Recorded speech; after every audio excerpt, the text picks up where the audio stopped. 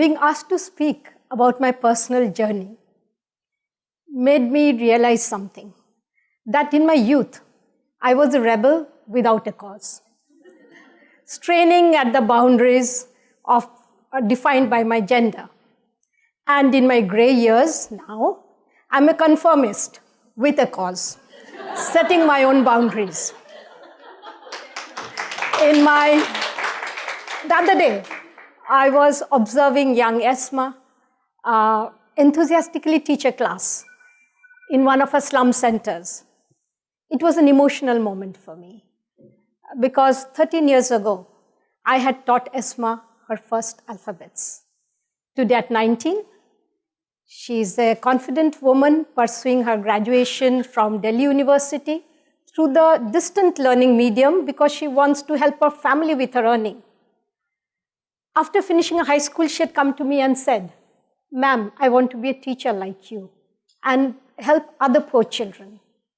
I had felt overwhelmed. My journey, I felt, was reaching completion. My Bengali middle class background ensured I had a good education and training in various art forms.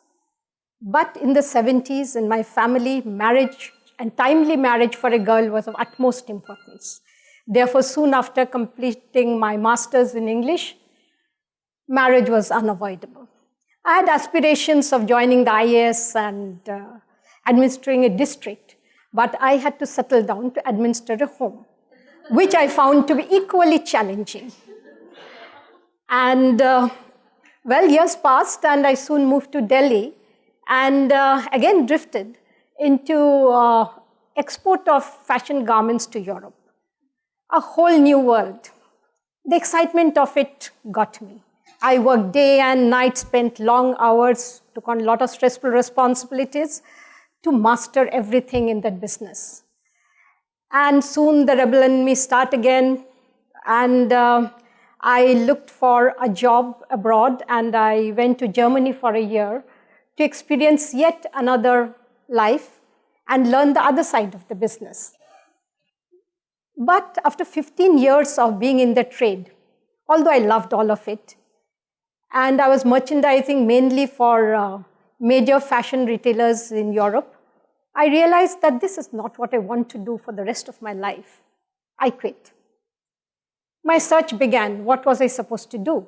I started freelance writing. My articles were published in travel magazines, some newspapers, some other magazines. It was thrilling to see my name in print, but I was still looking. And at that time, on long solitary walks, I started interacting with some slum children. I watched them walking around in rags, no proper food, no education, uncared for, and a sense of injustice took hold of me. Why should they have so little when the children from affluent homes had so much?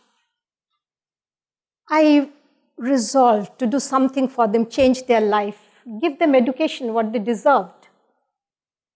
My long-standing passion for teaching slowly resurfaced.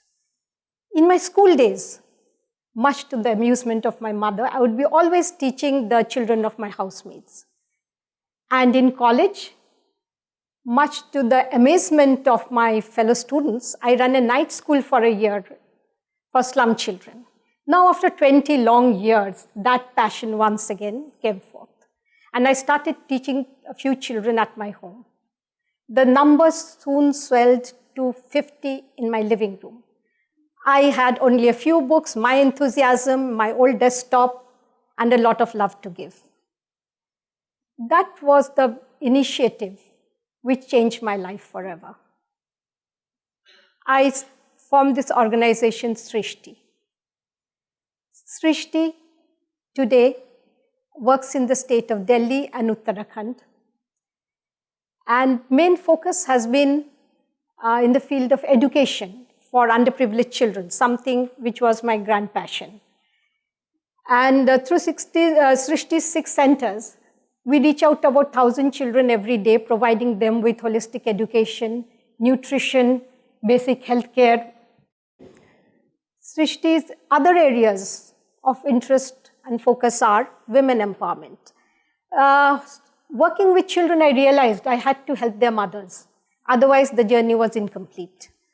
So in the field of women empowerment, we are offering adult literacy, vocational training, special classes for school dropout girls so that they can resume their education. And interestingly, also, we run a Mahila Panchayat for grievance redressal. Women who are victims of domestic violence and other rights violation come there, and the women of the community help them to get justice through counseling. Sometimes it goes to police and law, but rarely it is solved within the community. And another focus area of Sshrishti has been digital literacy. We have taken computer learning to villages of Rajasthan, Haryana, UP, and of course in many slums of Delhi. So these have been the basic focus areas, and the journey continues. I sometimes wonder, I started this trust with only rupees 2,000 of my own because I was hard up. And how did it end up helping more than 9,000 children? And I think I have a lot to thank all the people who have supported this journey. And encouragement has also come in form of awards.